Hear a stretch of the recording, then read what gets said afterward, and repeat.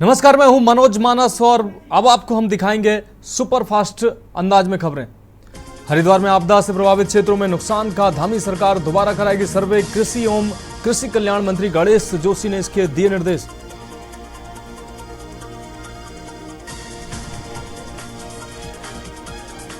Dineshpur Bharat gas agency की पिछले कुछ दिनों से सप्लाई बंद है, जिसके चलते भारत पेट्रोलियम द्वारा अन्य एजेंसी से गैस की दी जा रही सप्लाई उपभोक्ताओं को गैस सिलेंडर के लिए लंबी लंबी लाइनें लगानी पड़ रही हैं। गैस की गाड़ी आने का भी कोई समय निश्चित नहीं है।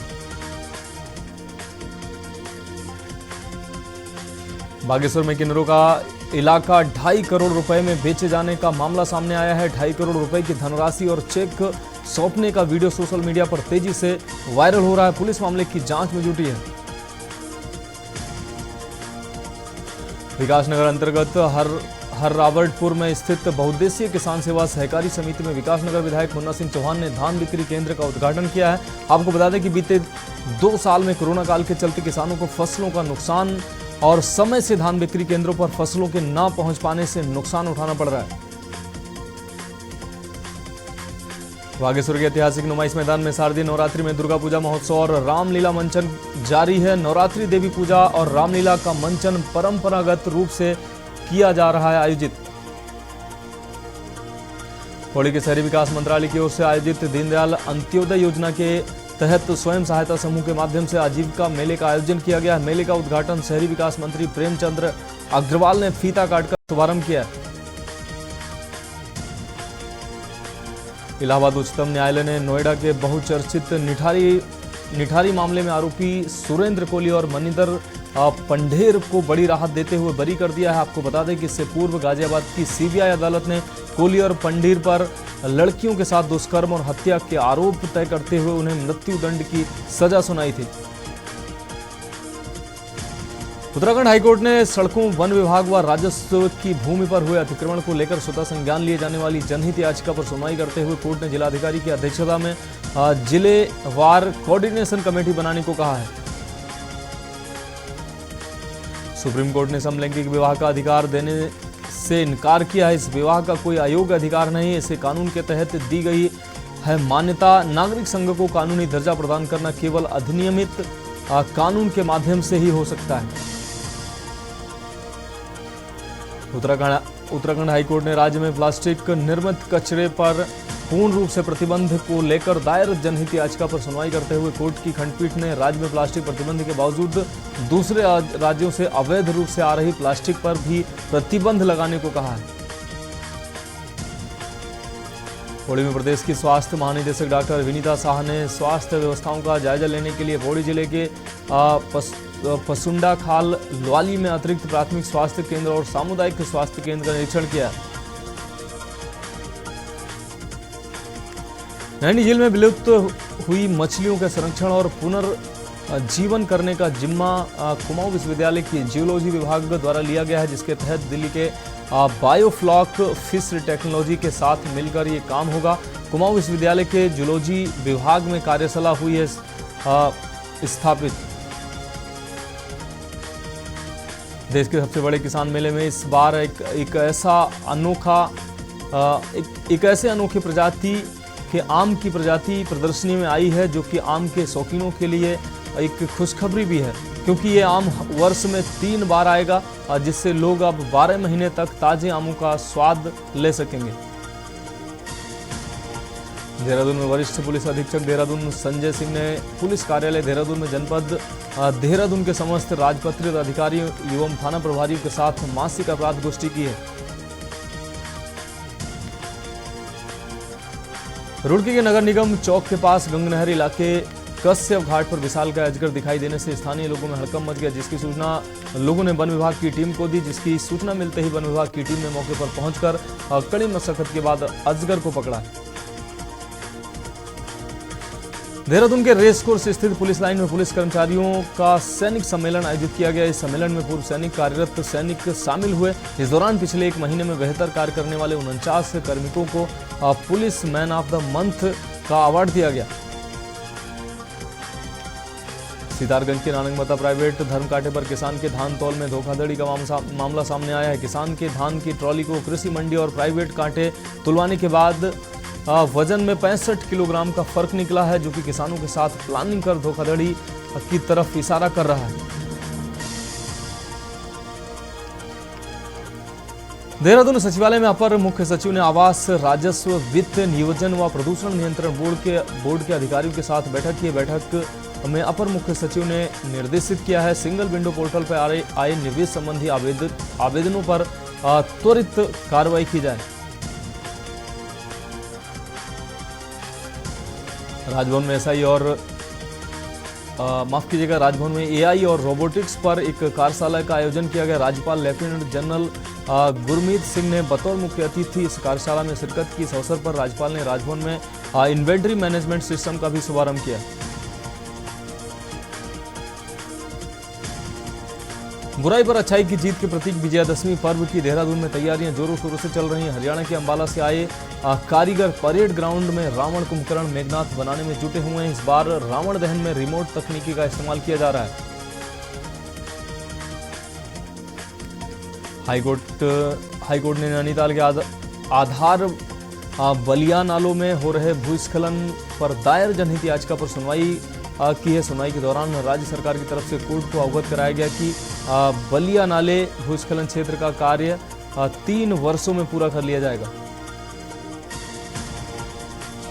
उत्तराखंड ग्लोबल इन्वेस्टर समिट 2023 हेतु दुबई में रोड शो आयोजित किया गया। मुख्यमंत्री धामी ने विभिन्न औद्योगिक समूह के प्रतिनिधियों के साथ बैठक की। मुख्यमंत्री की उपस्थिति में दुबई में विभिन्न उद्योग समूहों के साथ 5,450 करोड़ के इन्वेस्टमेंट एमओयू पर साइन हुए।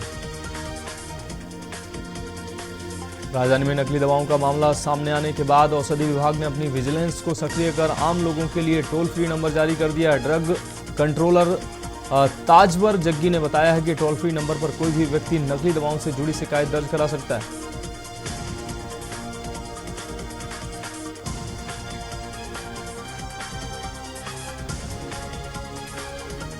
शारदीय नवरात्रि के चौथे दिन वाराणसी में माता कुष्मांडा के दरबार में उमड़ी भारी भीड़। डमरुओं की निनाद के साथ माता कुष्मांडा का खुला दरबार दुर्गा कुंड स्थित विश्व प्रसिद्ध कुष्मांडा मंदिर को काफी भव्य तरीके से सजाया गया। माता की प्रतिमा का श्रृंगार भी खूब निराले तरीके से किया गया। वाराणसी में मां दुर्गा की 256 साल पुरानी प्रतिमा विराजमान, जिसका निर्माण वर्ष 1767 में हुआ था। इस प्रतिमा को भी देखा जाता है। जो भी इसको देखता है वो हैरान रह जाता है। बांस की खपचियों के फ्रेम में माटी पुआल से बनी यह प्रतिमा कई कालखंडों को पार करने के बाद भी उसी तरह से विराजमान है। अयोध्या की रामलीला को देखने के लिए देश विदेश से पहुंचेंगे लोग। राम जन्मभूमि में होने वाली रामलीला विश्व की सबसे बड़ी रामलीला मानी जा रही है। पिछली बार 25 करोड़ से ज्यादा राम भक्तों ने देखी थी रामलीला। अयोध्या रामनगरी में पहुंचे दिल्ली के सांसद मनोज तिवारी ने कहा कि हमारा सबसे बड़ा उद्देश्य है रामलीला को सपोर्ट करना। जन जन को बताया जाए कि मर्यादा पुरुषोत्तम भगवान राम और जगत जननी मां सीता में कितना त्याग उन्होंने किया। जन जन को हमें बताना है और सनातन धर्म पर जो लोग बोलते हैं उन्हें जनता अपने आप खत्म कर देगी। और राम मंदिर पर बोले कि 500 वर्षों की तपस्या खत्म हुई है। अम्बेडकर नगर घूसखोर पशु चिकित्सक अधिकारी का वीडियो वायरल हुआ है। कटेहरी में तैनात है पशु चिकित्सा अधिकारी। आपको बता दें 400 से 500 रुपया रिश्वत लेकर बना रहे हैं पशु क्रेडिट कार्ड। सरकार की जीरो टॉलरेंस नीति को पलीता लगा रहे हैं ये अधिकारी। आईआईटी कानपुर में 3 दिनों से चल रहे अक्षर 2023 कार्यक्रम का हुआ है समापन। 3 दिवसीय कार्यक्रम में गौरा पंत शिवानी की शताब्दी जयंती के रूप में मनाई गई। हिंदी की महानतम महिला लेखिकाओं में से एक हैं। आईआईटी कानपुर साहित्यिक महोत्सव के तत्वाधान में शिवानी जन्म शती समारोह के रूप में मनाया जाता है।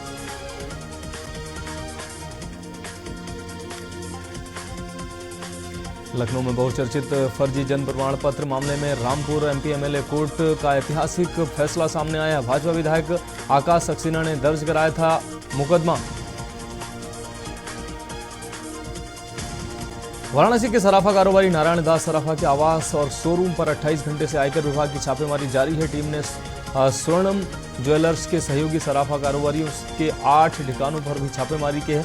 आयकर टीम की कार्रवाई में अधूरे लेजर, फटे बिल, गलत एंट्री मिली है और 200 करोड़ की खरीद बिक्री पर टैक्स चोरी खंगाले टैक्स चोरी के साक्ष्य भी मिले हैं।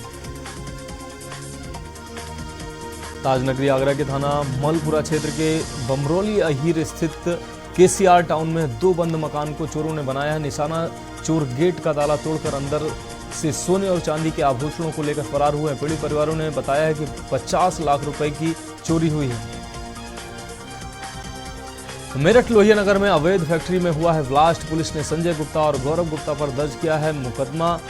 गौरव गुप्ता की पत्नी समेत 6 लोगों को लिया गया हिरासत में। साबुन फैक्ट्री के आड़ में गन शॉट का हो रहा था निर्माण। आवासीय क्षेत्र में चल रही अवैध रूप से फैक्ट्री एनडीआरएफ एसडीआरएफ का मौके पर रेस्क्यू अभियान खत्म हुआ है।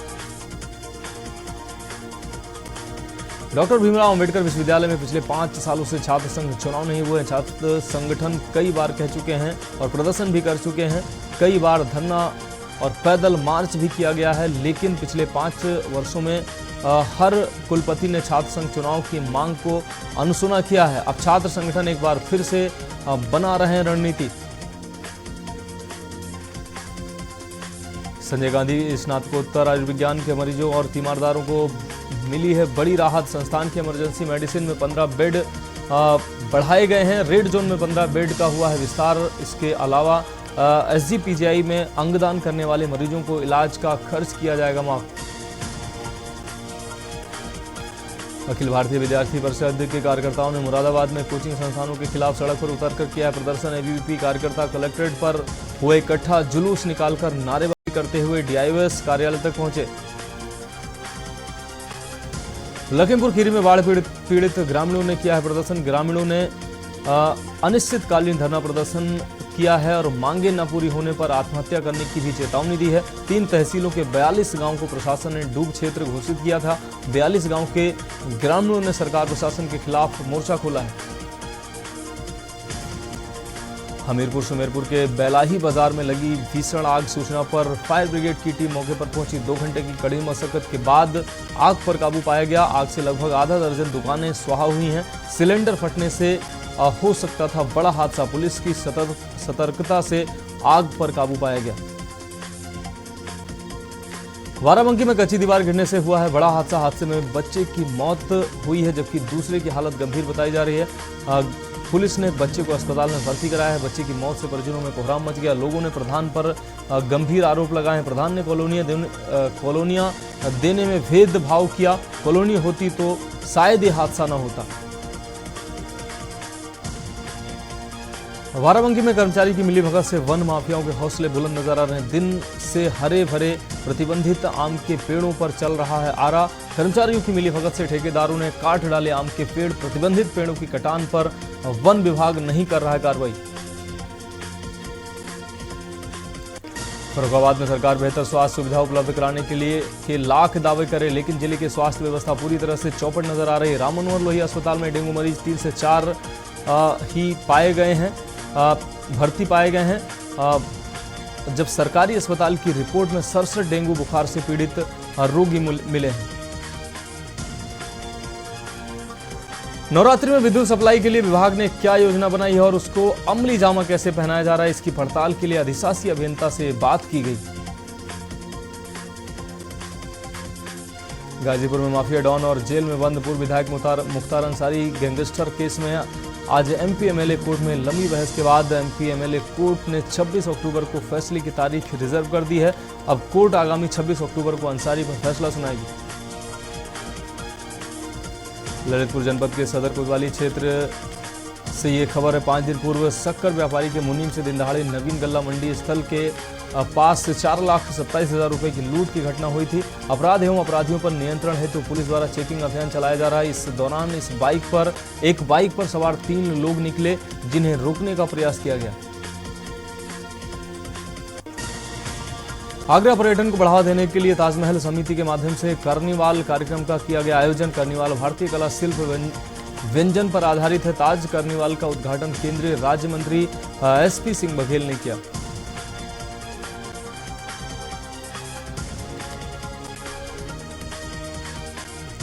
शाहजहांपुर में डीएम कंपाउंड में रहने वाली बुजुर्ग राम बेटी की कई दिन पहले हुई निर्ममतापूर्वक हत्या का सदर पुलिस ने खुलासा किया है। पुलिस ने इस खुलासे में वृद्ध महिला राम बेटी की हत्या का आरोपी कोई और नहीं बल्कि उसकी बेटी का प्रेमी निकला।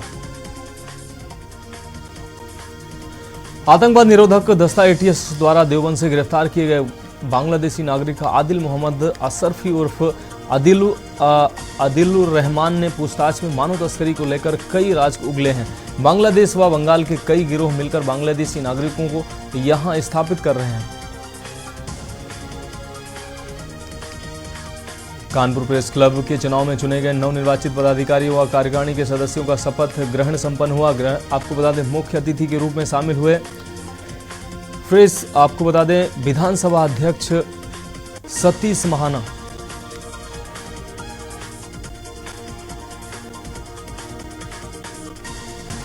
खबर लखनऊ से है, जहां अपना दल कामेरावादी के द्वारा हजरतगंज चौराहे पर डॉक्टर भीमराव अंबेडकर प्रतिमा पर जोरदार प्रदर्शन किया गया। इतना ही नहीं, कार्यकर्ताओं ने बाजू पर काली पट्टी बांधकर धरना प्रदर्शन किया। प्रदर्शन के माध्यम से अपना दल के संस्थापक डॉक्टर सोनेलाल पटेल की हत्या की सीबीआई जांच करने की मांग उठाई गई।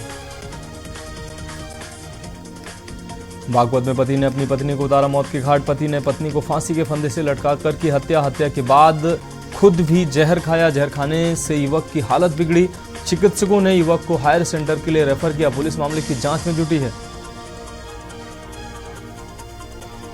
भ्रष्टाचार निवारण संगठन बस्ती मंडल बस्ती द्वारा एक भ्रष्टाचार के आरोप में लेखपाल को गिरफ्तार कर कोतवाली सिद्धार्थनगर जनपद सिद्धार्थनगर में कार्रवाई के हेतु निर्देशित किया गया। चंदौली के सदर कोतवाली क्षेत्र के भगवान तालाब पुलिया के समीप पुलिस मुठभेड़ में गोली लगने से एक बदमाश घायल हो गया। वहीं अंधेरे का फायदा उठाकर दूसरा साथी फरार हो गया। बताया जा रहा है कि दोनों बदमाश सैयद राजा से फायरिंग कर भाग रहे थे। मेरठ में बसपा ने मोहित को हटाकर जयपाल सिंह को बनाया जिला अध्यक्ष। पूर्व पार्षद रह चुके हैं नवनियुक्त जिलाध्यक्ष जयपाल सिंह को जिलाध्यक्ष बनने पर समर्थकों ने दी है बधाई। फोन व सोशल मीडिया के माध्यम से समर्थकों ने दी है बधाई। वरिष्ठ बसपा नेताओं में ये शामिल हैं। कानपुर में डेंगू का बढ़ रहा है आंकड़ा। इससे रोक पाने में स्वास्थ्य विभाग नाकाम साबित हो रहा है। डेंगू मरीजों का आंकड़ा लगातार बढ़ रहा है और हर दिन नए रिकॉर्ड बना रहा है। डेंगू के 47 मरीज फिर से सामने आए हैं। 4 दिन के अंदर डेंगू के लगभग 120 मरीज मिले हैं, जिसके बाद से पूरे गांव में हड़कंप का माहौल है। एटा में संदिग्ध अवस्था में अधेड़ का मिला है 100। अधेड़ की मौत की खबर सुनकर परिजनों में कोहराम मच गया। 20 दिन पहले ही जमानत पर जेल से छूट कर आया था। ये मृतक हत्या के आरोप में गया था जेल। सूचना मिलने पर थाना पुलिस सहित आला अधिकारी मौके पर पहुंचे।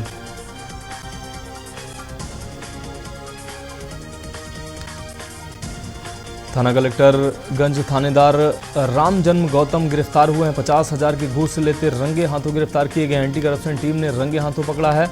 पूर्व में भी लग चुके हैं कई बार रिश्वत के आरोप। कानपुर कमिश्नरी ने लाखों रुपए के खोए हुए मोबाइल को बरामद कर मोबाइल धारकों को राहत पहुंचाई है। पत्रकारों से वार्ता करते हुए पुलिस अफसरों ने बताया है कि बीती जुलाई से अक्टूबर माह के बीच गुम हुए मोबाइलों की सूचना मिलने पर सर्विलांस टीम ने शहर के साथ ही अन्य प्रदेशों से लगभग 30 मोबाइल फोन बरामद किए हैं।